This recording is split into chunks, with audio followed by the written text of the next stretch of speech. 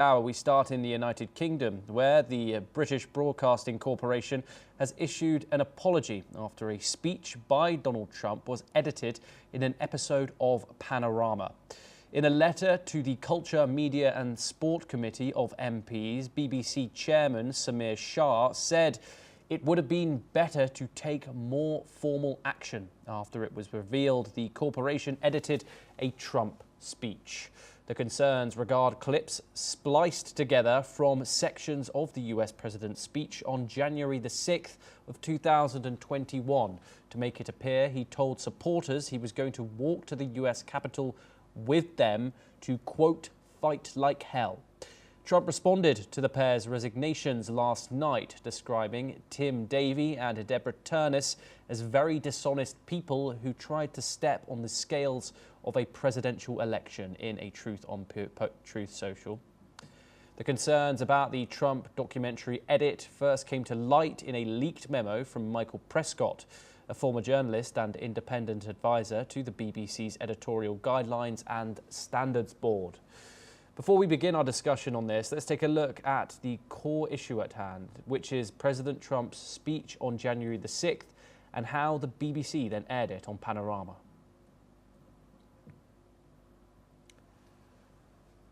Okay, we are now looking at the quotes, as you can see, vastly different.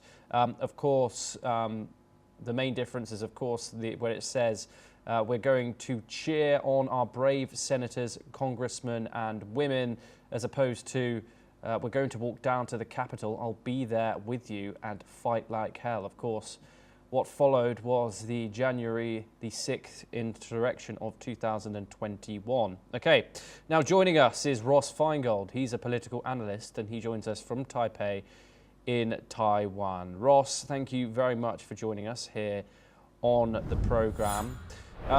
Ross, of course, we've heard statements coming out of the BBC from all over the organisation apologising profusely about this incident. The BBC chair has, of course, apologised, but also has said that there is no institutional bias within the BBC. How far do these apologies go in repairing the broadcaster's damaged credibility now? It goes nowhere with tens of millions of Americans who support President Trump. And it's certainly not going to make a difference with President Trump himself or his administration. They're going to remember this incident, and it's going to be a factor in U.S.-UK relations, at least for the near term. Of course, the Prime Minister himself is not directly responsible for this, but again, it reflects poorly on British institutions and government-linked institutions. And ultimately, it's just so stupid because if they wanted to criticize President Trump and what he said that day, then they could have just ran the video as President Trump actually delivered his remarks and then found a journalist or a commentator who doesn't like President Trump to criticize it. So they just look so silly. And to make this even worse, it's not the first recent incident at the BBC. This is an organization that for decades was highly respected both domestically in the UK as well as around the world. But in recent decades, they've had repeated incidents of poor reporting that's been questioned legitimately and other bad behavior by staff and on-air personalities. And they just can't seem to fix the problems with their internal culture. Yeah, indeed, Ross. Of course, two senior resignations followed the highlighting of the edit. Does this expose some deeper systemic bias here? It's certainly conservatives in the United States, or as they do with a lot of mainstream media, feel that there is bias, whether that's domestic U.S. mainstream media or international or foreign from the United States, so media outside the United States. Conservatives in the United States and conservatives in Europe and other countries or parts of the world also feel that mainstream media and institutions like the BBC are considered mainstream media.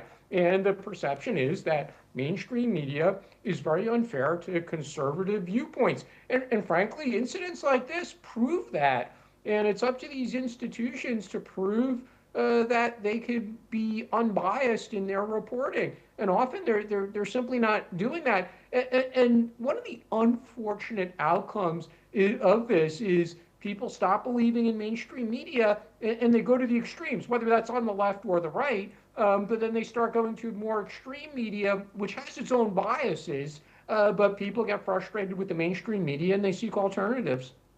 Yeah, and of course, as you've said, Ross, the BBC has seen a flurry of scandals within the past decade or so. You can look at Hugh Edwards, that scandal. You can look at these two instances where Gaza documentaries have been under controversy at the BBC. The institution that is the BBC preaches impartiality. Moving into the new world of media, do you think it still can preach that?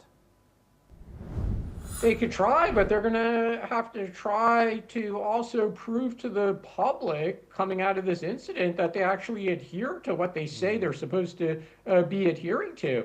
And given the number of incidents over recent decades, it's understandable that people, frankly, just don't believe them anymore. And it's really sad given its illustrious history. And BBC still does some wonderful reporting. For example, if they're reporting breaking news, there's a natural disaster or some similar incident around the world, they're still very good at that because they have enormous resources and they have journalists throughout the world. But when it comes to analysis of political developments, whether that's in the UK or outside the UK, they do seem to have bias.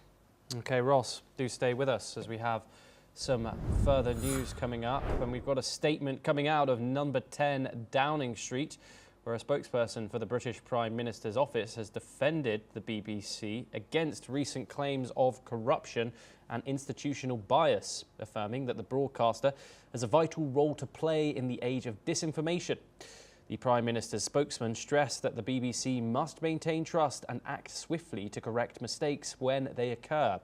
On whether Sir Keir Starmer believes the BBC is institutionally biased, the spokesperson stated that Starmer does not hold that view. However, he reiterated the importance of accountability for any public service broadcaster. When asked about the future of the BBC licence fee, the spokesman declined to comment on whether it would be reviewed as part of a wider examination of the BBC's charter. We will, of course, bring you all developing updates coming out of that situation as we, of course, get them. Next, more from Europe and former